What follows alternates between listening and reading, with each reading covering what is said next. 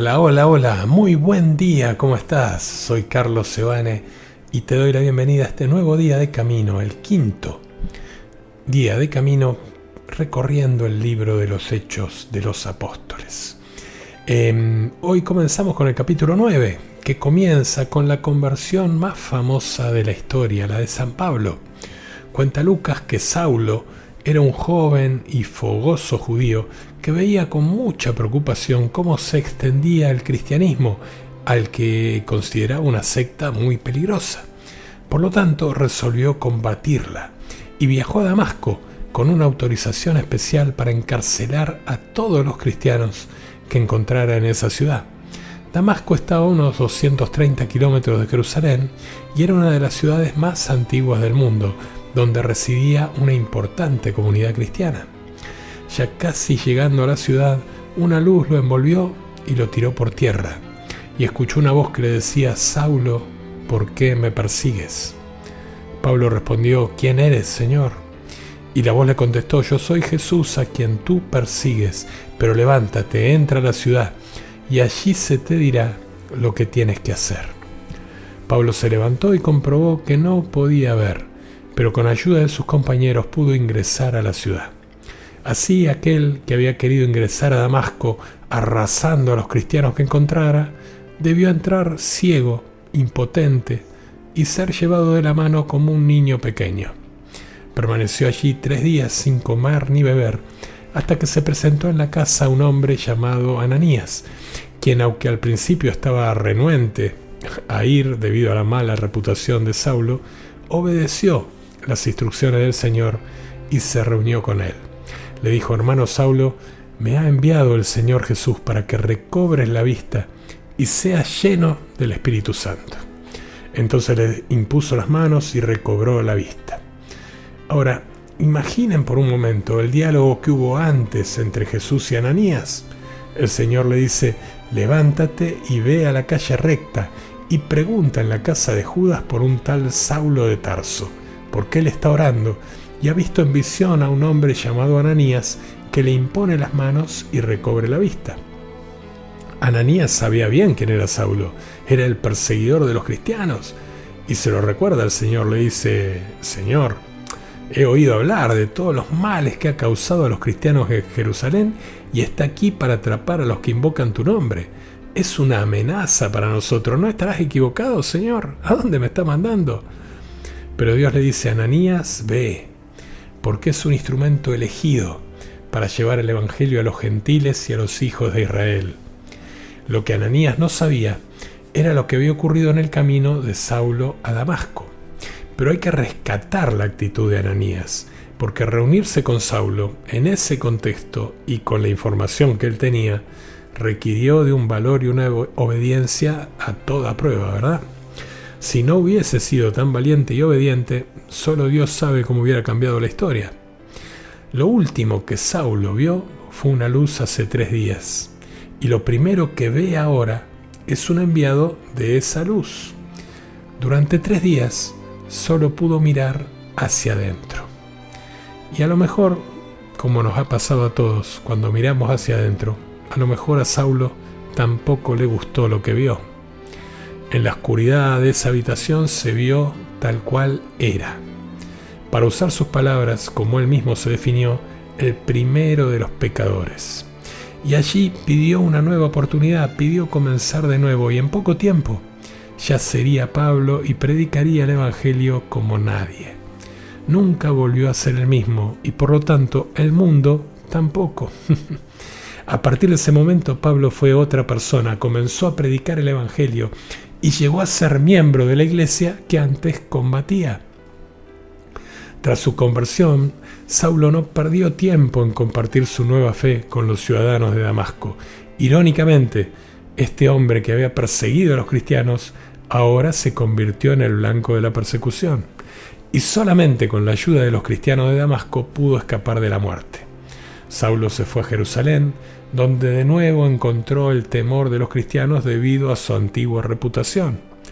Pero aquí también otro valiente llamado Bernabé le ayudó y lo presentó con la comunidad cristiana, y de nuevo se convirtió en el blanco de la persecución. Escapó de Jerusalén, con la ayuda de sus nuevos hermanos en Cristo. El Señor siempre elige cómo aparecer en nuestras vidas, ¿verdad? Siempre elige cómo llamar nuestra atención. No importa en qué camino nos encontremos, su amor y su poder son más que suficientes para hacernos dar la vuelta y regresar a casa. Ahora, quisiera que pensemos que si bien es cierto que Dios iba a usar a Pablo para cambiar el mundo, también necesitó a Ananías para cambiar a Pablo. Y tú y yo podemos ser los Ananías de tantos Saulos que tenemos cerca. Aquel joven de la familia que se fue de casa y está atrapado en el alcohol y en las drogas necesita un Ananías que vaya a hablarle. Ese vecino, ese familiar, necesita un Ananías. Tenemos que empezar a ver lo que los demás no ven en los otros. Tenemos que ser Ananías para nuestros hermanos. O a lo mejor es a ti a quien te han tratado mal, a lo mejor es a ti a quien te han descartado, a ti te han puesto el cartelito de alcohólico, de cabezadura, de peleadora, y algunos te miran como si fueras Saulo, como si ya no tuvieras arreglo. Y si ese es tu caso, hoy quiero ser Ananías para ti. Quiero decirte que tú también eres un instrumento elegido para Él. El Señor te ha elegido para llevar su mensaje. Si estás escuchando esto, es porque Él te eligió para que lo propagues. Y nadie cree en ti más que el Señor. Él vio en Saulo su tenacidad y dijo: quiero eso para mí. Voy a canalizar toda esa pasión para mí. Te voy a usar para mí. Y si hay un Saulo en tu vida, tendrás que ser Ananías para él, para ella. Tendrás que bendecirlo. Y tranquilo, quédate tranquilo que Dios nunca te va a enviar a hablarle a un Saulo si antes no se le apareció en el camino a él. Si antes no se le presentó, tal vez con alguna crisis, con algún problema. Nuestras familias, nuestros trabajos están llenos de Saulos que están esperando un Ananías. ¿Te vas a animar a hacerlo? Antes de terminar el capítulo 9, tenemos un breve pasaje en el que encontramos a Pedro en los pueblos de Lida y Jope. En el primero, Pedro fue pieza clave para la sanidad de Eneas, un paralítico que estaba allí confinado en su cama hacía 8 años. En el segundo, encontró un desafío mayor. Una mujer llamada Dorcas había muerto y estaba siendo velada por los creyentes. Pero a la voz de Pedro, Dorcas volvió a la vida. Y así vamos al capítulo 10, que es uno de los capítulos más increíbles y maravillosos de la historia de la iglesia, ya que aquí es donde el Evangelio cruza los muros del prejuicio racial. La historia tiene que ver con un centurión en el ejército romano que estaba en Cesarea. Tal vez recuerdes que en ese tiempo Israel era parte del Imperio Romano y estaba controlado completamente por el ejército romano. Los judíos, que eran un pueblo orgulloso, menospreciaban a los romanos.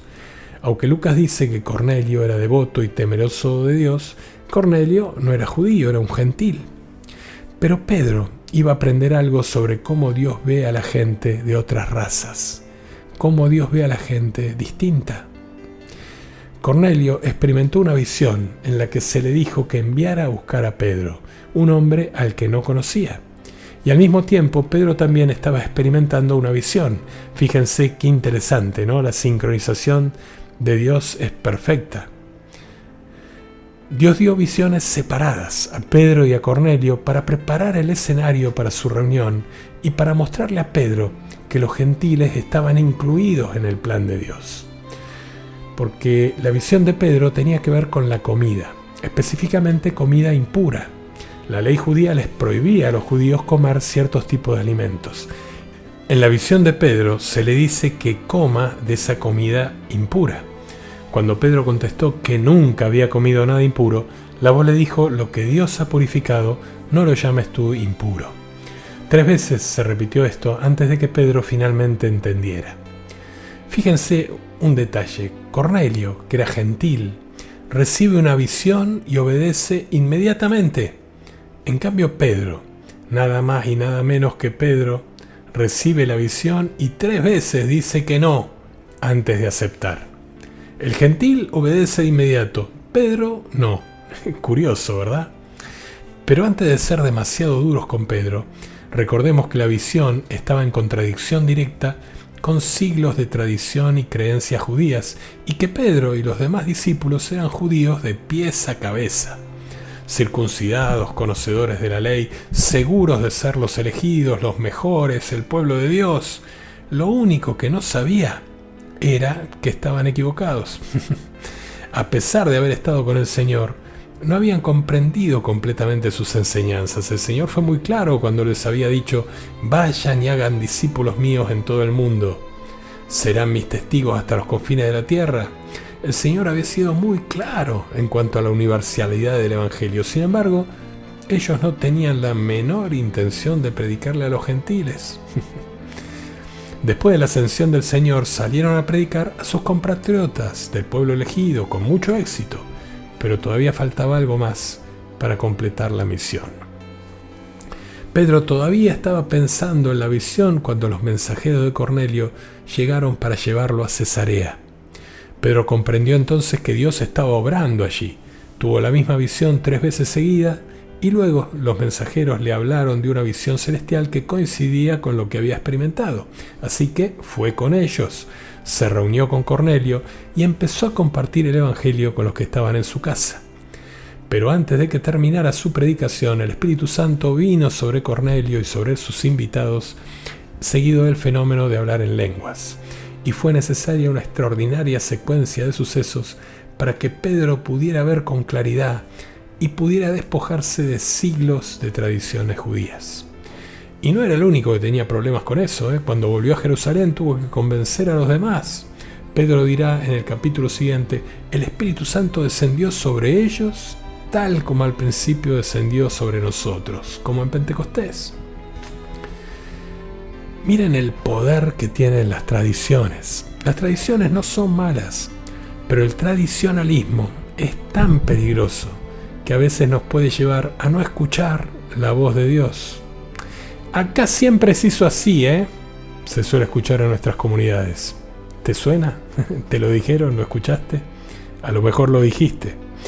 Bueno, por eso Jesús no andaba con muchas vueltas. Cuando los fariseos le preguntaban por qué sus discípulos no respetaban ciertas tradiciones como el lavado de manos o por qué sanaba en sábado, y les decía que al aferrarse rígidamente a una tradición humana, estaban desobedeciendo a Dios.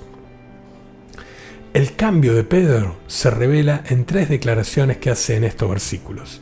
En el versículo 28, cuando dice: ustedes saben que no le está permitido a un judío juntarse con un extranjero ni entrar a su casa, pero a mí me ha mostrado Dios que no hay que llamar profano o impuro a ningún hombre. En los capítulos 34 y 35 que dice: verdaderamente comprendo que Dios no hace acepción de personas, sino que en cualquier nación el que le teme y practica la justicia le es grato.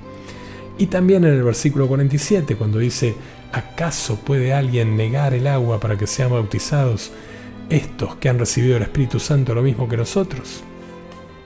Sin embargo, aquí no termina la historia. Las noticias de este evento llegaron a Jerusalén antes que Pedro y tuvo que dar explicaciones. Pero eso lo vamos a ver en nuestro próximo encuentro.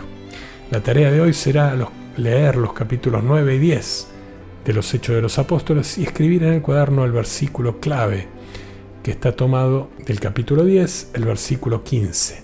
La voz le dijo por segunda vez: lo que Dios ha purificado, no lo llames tú profano.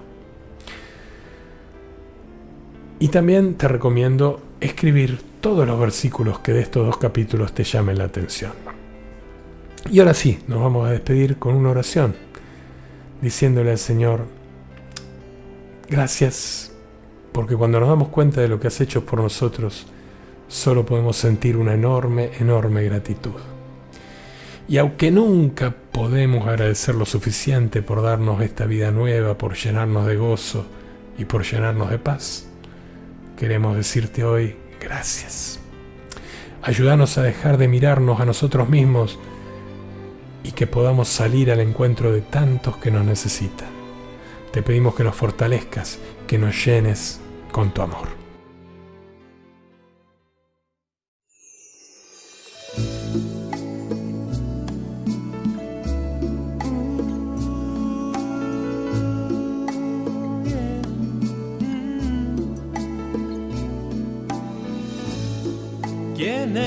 eres, Señor? ¿Quién eres?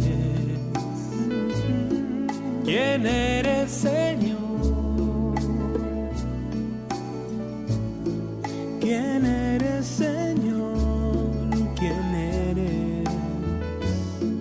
¿Quién eres, Señor? Soy judío nacido en Tarso de Cilicia, educado a los pies de Gamaliel, y estaba lleno de celo por Dios igual que ustedes, en la estricta observancia de la ley. Yo perseguía a muerte a los seguidores del camino, encarcelando a muchos y haciéndolos sufrir. Pero yendo a Damasco me envolvió una luz del cielo. ¿Por qué me persigues? Te oí decir. ¿Quién eres, Señor? ¿Quién eres? ¿Quién eres, Señor? ¿Quién eres, Señor? ¿Quién eres? ¿Quién eres, Señor? Yo soy Jesús, me dijo aquel que tú persigues. Y yo le pregunté, ¿qué debo hacer? Me había quedado ciego, me llevaron a Damasco. Oró por mí Ananías y pude ver. Me dijo que daría testimonio a los hombres de cuanto había visto y oído también. Recibí el